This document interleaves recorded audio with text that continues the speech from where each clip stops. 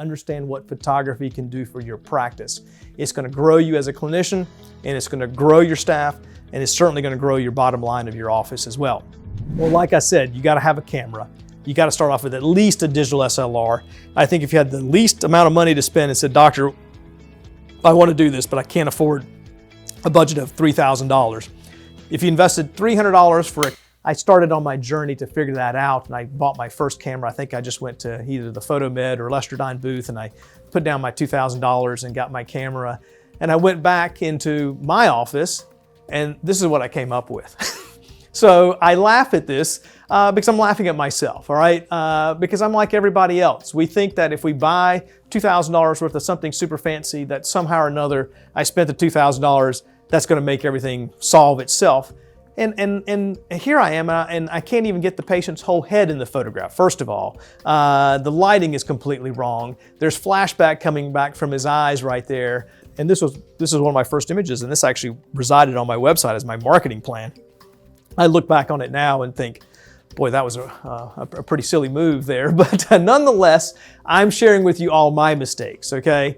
So then I got a little bit of training, and I was still in search of that perfect black background. So you can see, here, it's not perfect. It looks kind of gray. And I was like, well, maybe I need to paint the door black. So I painted the door black. That clearly wasn't the right answer because it's reflecting off the back of the door. But now at least figured out the camera settings enough to get the whole patient's head in the photograph.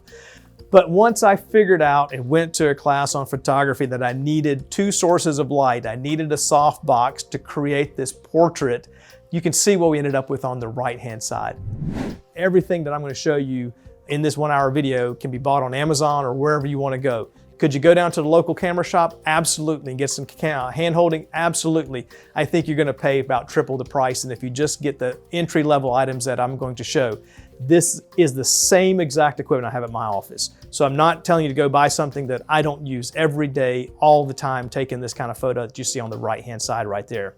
So do you see the difference that we now can show our patients? If a patient came in who's a middle-aged man that needed implants and fixed teeth, if I showed them Barry and said, this is Barry at the beginning and this is Barry at the end, and he was about the same age, do you think that would resonate with the patient? I mean, this is high quality photography right here. This is going to separate you from the previous pictures that I showed you, and certainly separate you from the other 90% of the dentists who don't even have a photo to show their patient. I would be super proud of you guys and excited for you, not for any other reason, but except for you've taken a little bit of education and applied it and made that first step to actually understand what photography can do for your practice. It's going to grow you as a clinician, and it's going to grow your staff, and it's certainly going to grow your bottom line of your office as well.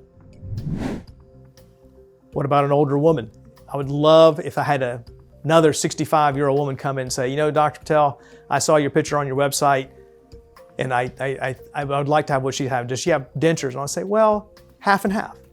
She's got an upper denture that is a cosmetic lifelike denture, and then she's got a fixed bridge on top of implants for her lower teeth. But I'm glad you saw that picture. Let me show you her case. So for as simple as just changing out that upper denture and giving her teeth that don't slip and slide around the bottom, can you sense the difference it's made in her? I mean, I think you can look at those two pictures right there and just see the drastic change. I mean, when she sees that before of her, she's like, oh my gosh, I just don't ever remember looking like that. And then, the last thing is your investment. I mean, is this going to be something that is feasible for you to do? Well, like I said, you got to have a camera. You got to start off with at least a digital SLR. I think if you had the least amount of money to spend and said, Doctor, I want to do this, but I can't afford a budget of $3,000.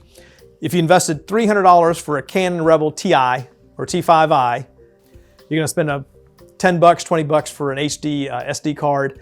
You're going to spend about $300 for the prime macro lens. You're going to need what I call the controller. This is the brain that sits on top of your camera that's going to control your speed lights. And you're going to need 2 speed lights for your softboxes. And by speed lights, I mean these little flashes. So flashes and speed lights can be interchangeable, used. This is what goes inside the softbox to create that portrait photo that I was talking about. And if you want to get that really soft light, you're going to need to get those bouncers from LumiQuest, L-U-M-I-Q-U-E-S-T. And you're going to need 2 of these softboxes. I think if you did a 2-foot by 2-foot softbox, that is plenty.